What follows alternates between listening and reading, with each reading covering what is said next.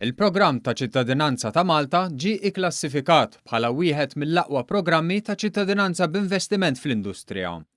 Indiċi maħruġ minn Professional Wealth Management, pubblikazzjoni speċjalizzata maħruġa mill-Financial Times, juri li l-programm ta' ċittadinanza ta' Malta għandu l-aktar proċess ta' skrutinju rigorus ikkonfermat mit-tul ta' żmien meħtieġ sabiex tiġi proċessata l-applikazzjoni.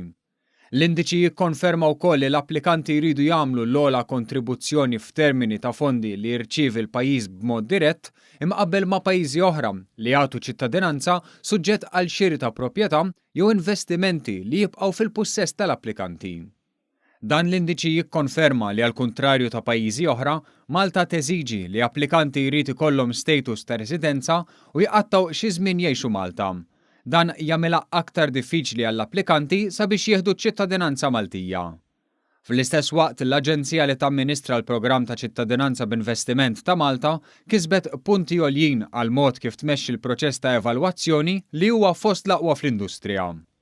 Malta toffri wkoll ħafna valur miżjud lill-applikanti li juru interess f'pajjiżna, għax il-passaport Malti jagħti aċċess għal fuq minn 180 pajjiż u livell ta' għejxin tajjeb ħafna lil dawk il-familji li qegħdin ifittxu pajjiż aktar sigur biex irabbu l-familja tagħhom u jfittxu opportunitajiet ta' investiment aħjar.